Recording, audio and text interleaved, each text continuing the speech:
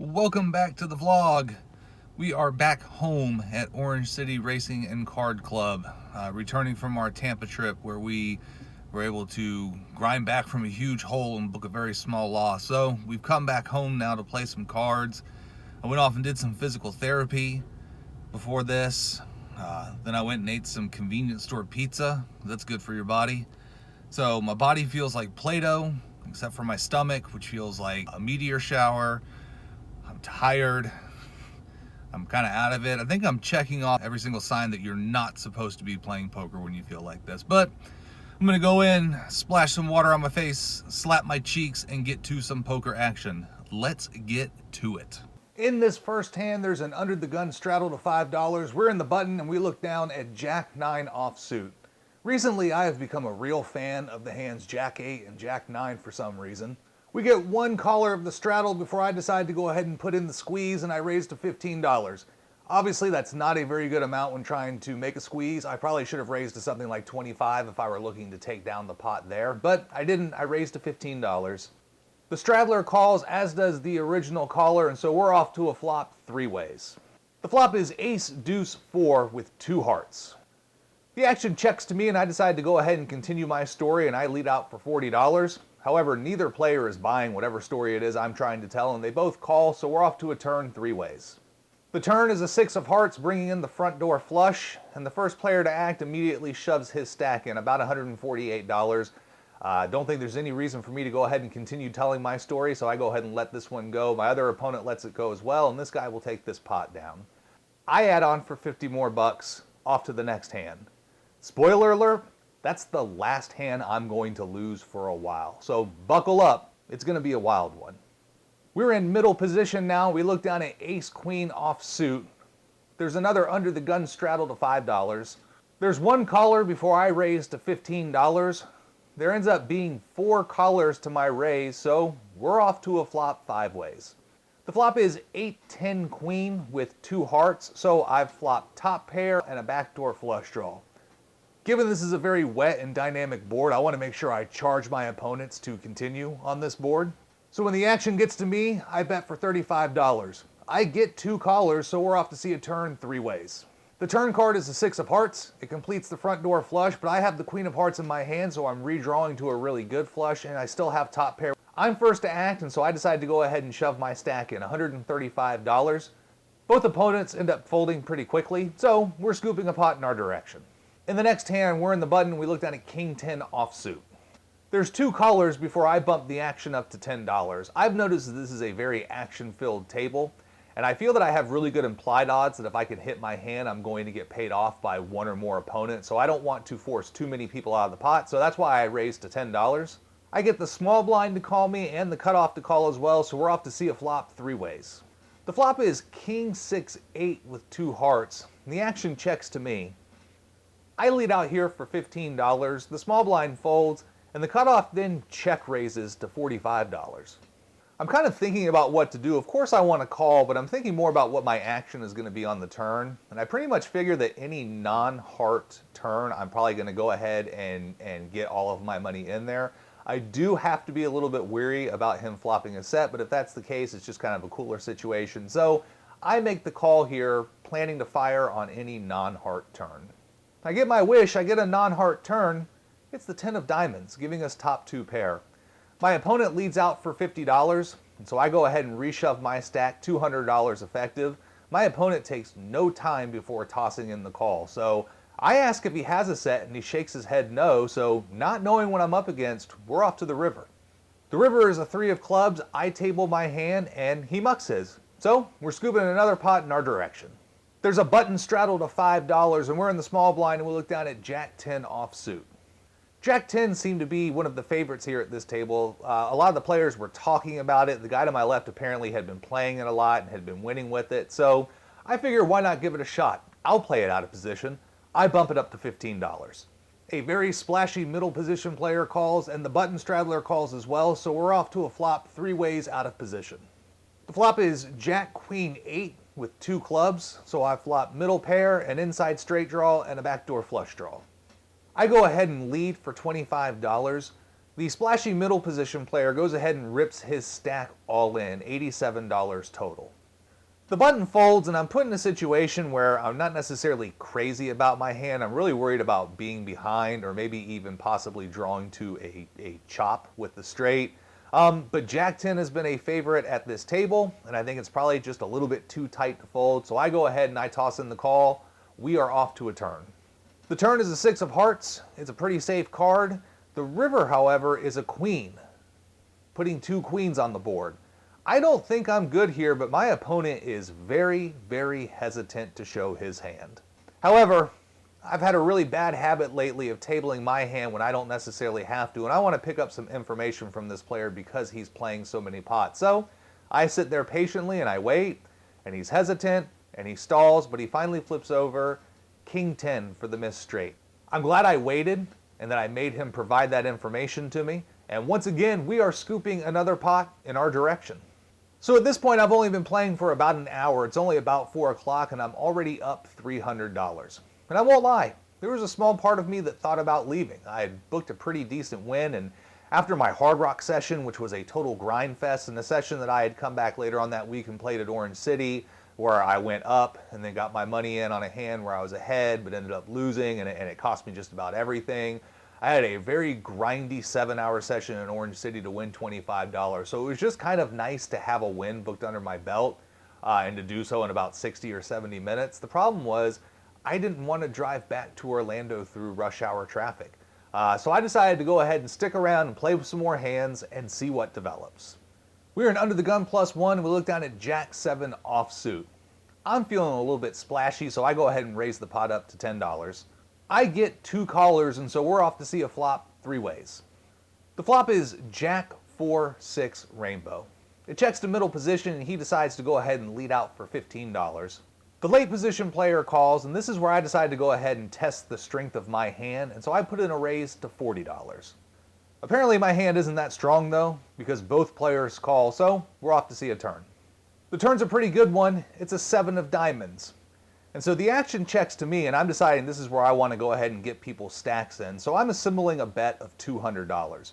And as I push that bet forward, I look down and notice that the river 6 of hearts is already on the board.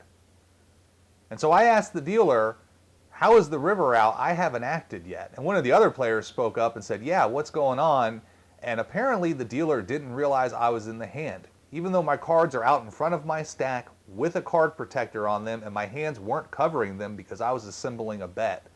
And so this is kind of a shit situation. And so they called the floor over, and I actually end up having to explain to the floor what happened, because the dealer still isn't sure exactly how we got to where we were. And the floor's ruling was that they were going to take the 6 off the board. They were going to let the action continue to play out on the turn. Then they would shuffle the 6 of hearts back into the deck and redeal the river. I'm not necessarily crazy about that. The 6 of hearts seemed like a pretty safe card. Obviously, I'm worried about a 3rd diamond coming out. I'm worried about maybe somebody else being able to spike a better 2 pair.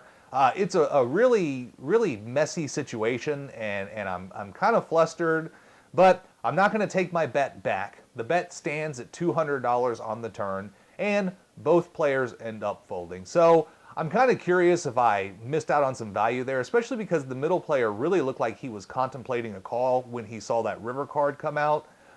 So I don't know. There was probably some missed value there, but I'm not going to complain. You know why? It's another pot being shipped in our direction.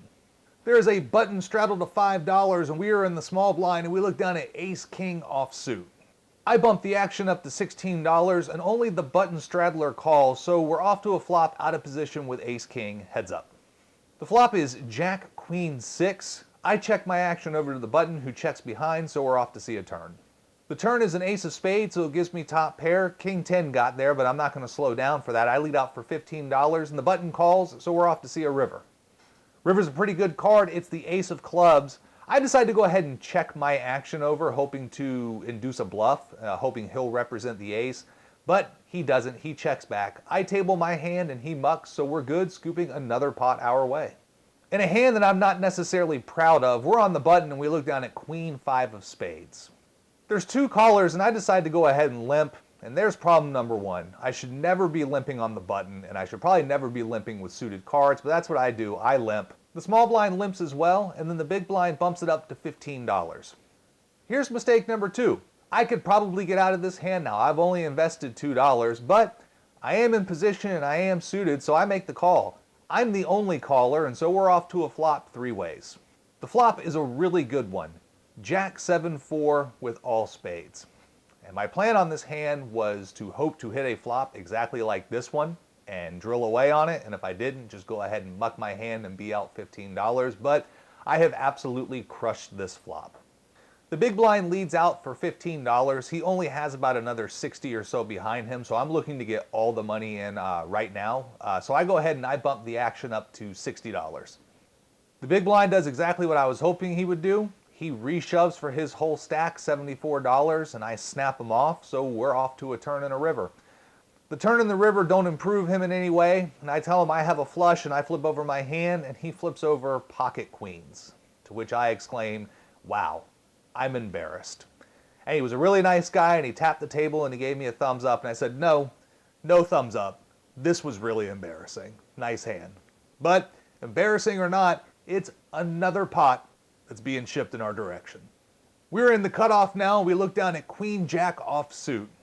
There are 2 callers before a late position player bumps it up to $12.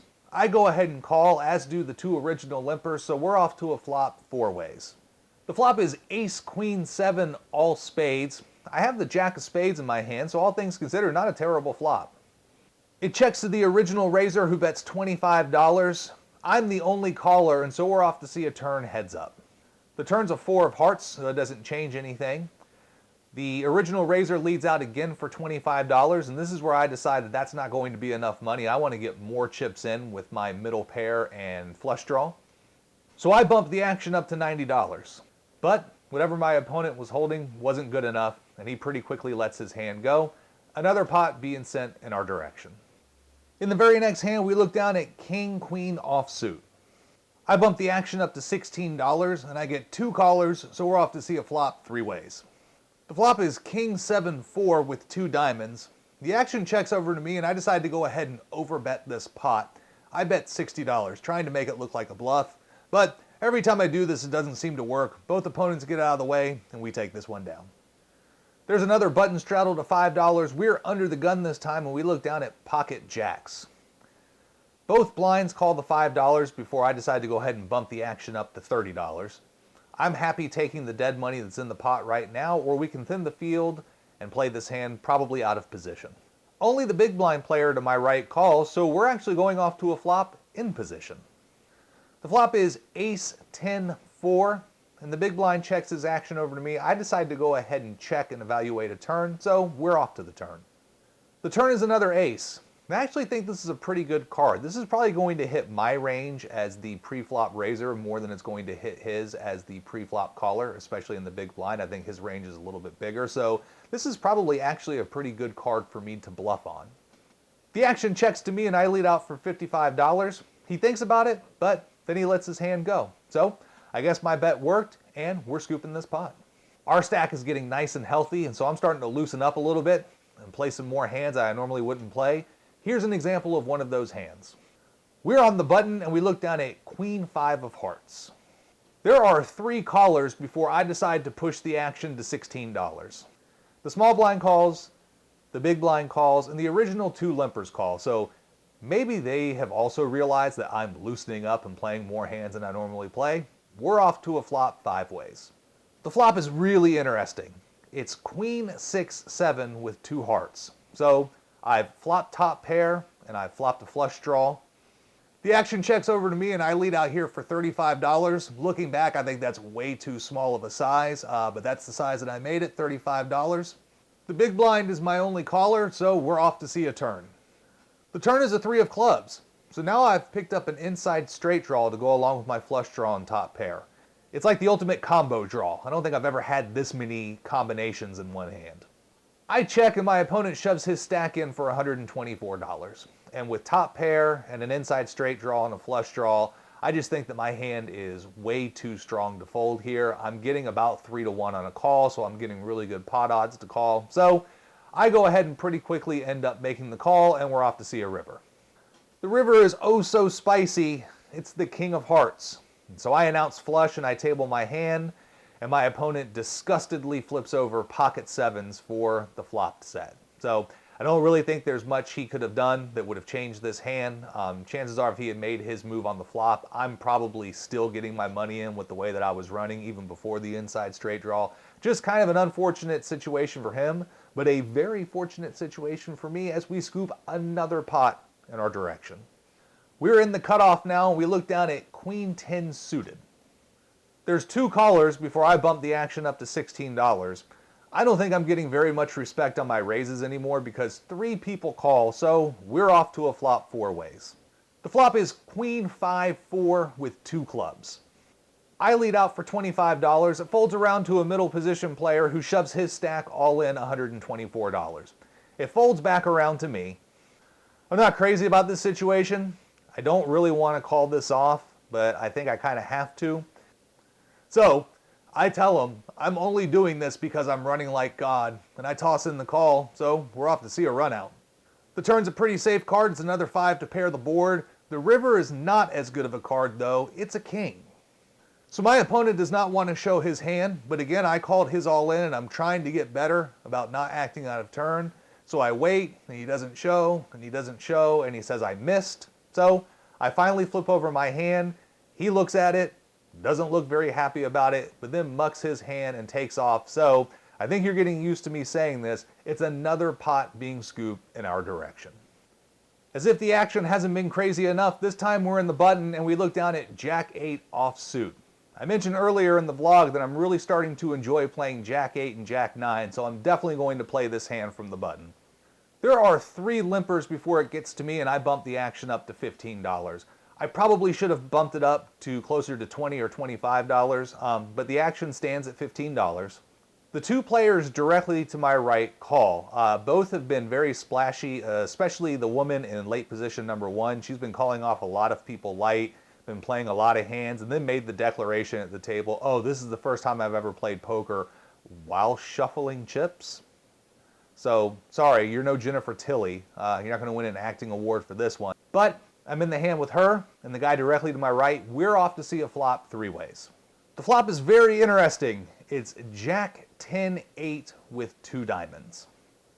Both players check their action over to me, and so I decide I want to go ahead and start getting chips in the middle, and so I lead out for $65. The player in late position 1 comes over the top and shoves for $124 total. I kind of expected her to do that, and I'm putting her on a diamond draw.